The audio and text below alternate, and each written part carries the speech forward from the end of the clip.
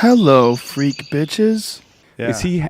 What is he like when the lights are off? I wish I could have a feed of Trump's brain when the lights go down. It's probably chaos. What is he thinking? Is he like, I'm killing it, or is he like, what have I done? I think there's got to be both. Yeah.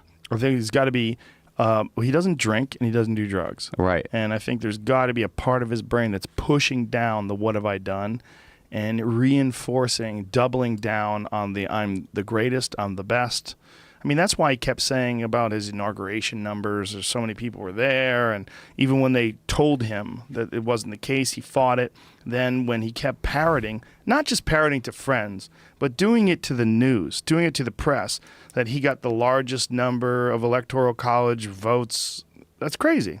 It's psychedelic narcissism. It's like, it's so far out there, it starts to seem like, whoa, you're bending reality. And it actually is bending reality. He's done a fascinating job of just making people not know what's real anymore. And no one knows what's real anymore. And Syria is the ultimate example because it's unclear what is real there. Yeah. Like, no one knows what the right thing to do is.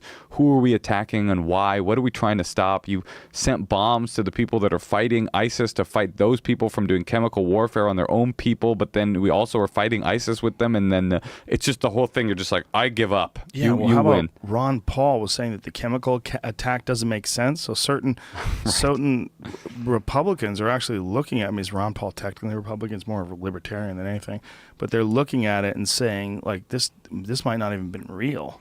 I mean, I heard this great thing about how no one in Israel believes that Rabin was killed by Yigdal Amir, the Jewish guy.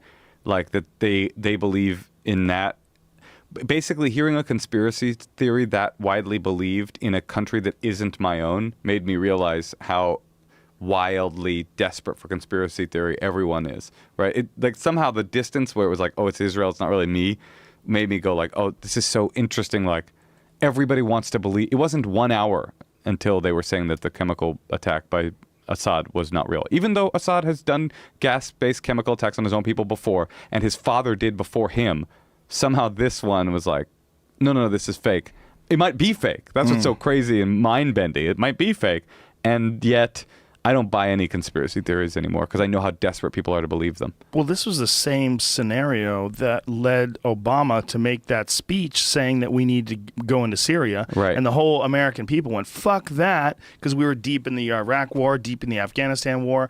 And that was when, I think that was 2013 or 14, but Trump made quotes. It's crazy. That he tweeted, like, what does the U.S. have to gain for going into Syria? We should be America first. And then winds up acting almost instantaneously. Yeah, I know. When it happens. But people keep dropping these, like, you said this bombs at Trump's feet, like he cares about intellectual coherence or hypocrisy. Exactly. He doesn't care. He's a fucking rat trapped. He's trapped in a corner of a maze, and he's going like, what the fuck do I do? Oh, I'll just do this. It's so transparent, like 35% approval rating. Everything is, you're collapsing under your own weight. You have the House and the Senate, and you can't get anything done. No one likes you. You're the worst. So what do? You fucking make something explode. It's just such a terrible recipe if something actually goes wrong. Oh, yeah. Like, Syria is a minor issue. No one died. Totally. They bombed some airfields. They ruined some ground. I agree. Ruined some airships, some planes. But what happens if something really goes down and that guy is the figurehead? That is the difference between the Roman Empire and this empire, is that the Roman Empire didn't have the power to press a button and destroy like half the countries on Earth, and we do. So that's the scary part. Oh. Come to the Comedy Store this Saturday night!